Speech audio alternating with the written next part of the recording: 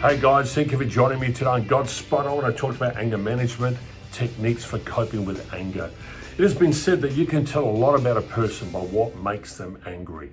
And this is a situation in Mark chapter 11:16. Listen to this. And they came to Jerusalem and entered the temple and began to drive out those who were buying and selling in the temple and overturn the tables of the money changers and the seats of those who were selling doves. This is the action of an angry man, Jesus. What triggered him was that they'd taken the Gentile court, which is the front of the temple, and that it was meant to be an area where non-Jews could come and worship God of Israel.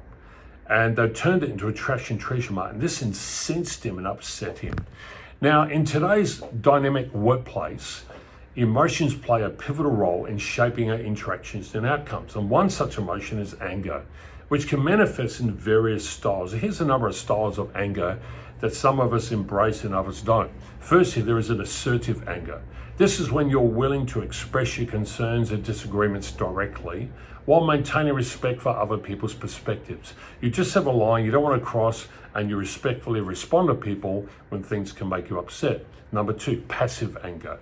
This is when you suppress anger and avoid confrontation, which often does lead to unresolved conflict and lingering tension, and that's a real issue in and of itself. Number three is aggressive anger.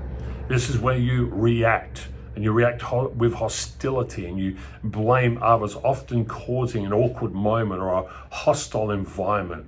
And what this is about is shifting towards assertiveness can foster collaboration and a more positive workplace. Aggressive anger is not really a good place to be at. Number four, passive aggressive anger.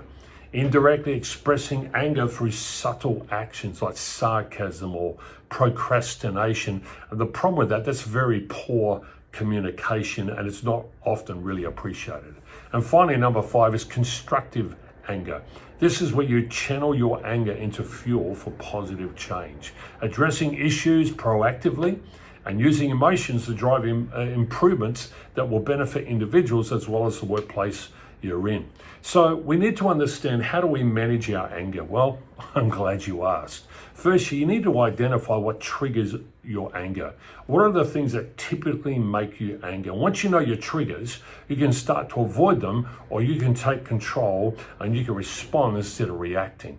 Number two, learn to express your anger in a healthy way. Passive aggressive anger is not helpful. Aggressive anger is not helpful. I mean, it creates hostility. You don't even go there. Express it in a healthy way.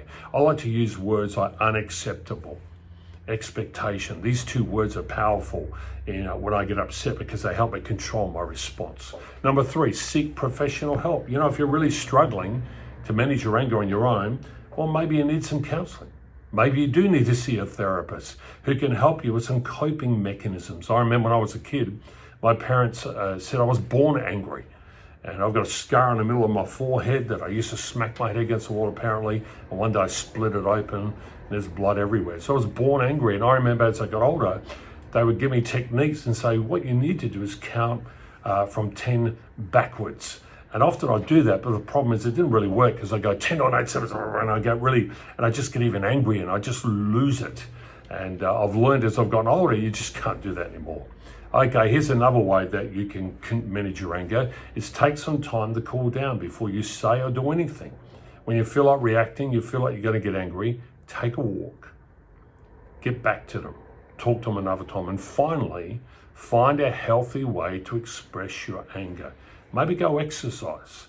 Exercise for me has been very good. I know when I'm really pumped up and emotional and angry, a good long walk really helps calm me down. Journaling might help you. I've done journaling over the years sometimes, and it has helped. Or even just talking to a friend who you can vent for. Whatever it may be, you need to manage your anger and control it. Nobody appreciates it when you lose control of your anger. Hope this helps you. If it does, hit the like button, share it with someone else. Thanks for listening today.